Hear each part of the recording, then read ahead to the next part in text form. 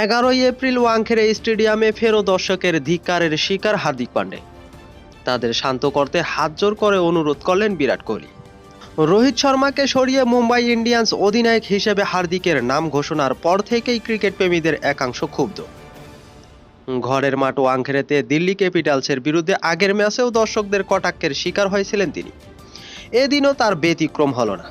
মুম্বাই বনাম RCB match চলাকালীন দু দলের একাধিক ক্রিকেটার হার্দিকের উদ্দেশ্যে ধিক্কার বন্ধ করার অনুরোধ জানিয়েছেন। আর বিরাটকে দেখা গিয়েছে মুম্বাই অধিনায়ক ব্যাট করতে নামার সময় তার নামে জয়ধ্বনি দেওয়ার অনুরোধ করেছেন দর্শকদের।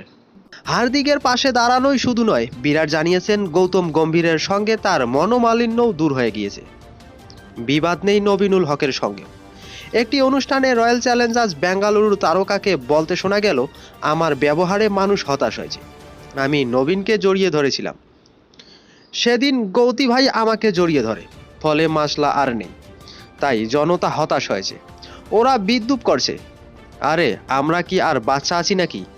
তো ভারতীয় অভিজ্ঞ ক্রিকেটার বিরাট কোহলির মানবিকতা এবং হার্দিক পান্ডের কটাক্ষের উপর নির্ভর করে আপনাদের যদি কোনো মন্তব্য থাকে তাহলে অবশ্যই কমেন্টে জানাবেন। আর ভিডিওটি ভালো লাগলে লাইক করতে ভুলবেন না এবং নতুন নতুন ভিডিও পেতে চ্যানেলটিকে সাপোর্ট করে পাশে থাকবেন। সবাই ভালো থাকবেন, সুস্থ থাকবেন, আল্লাহ হাফেজ।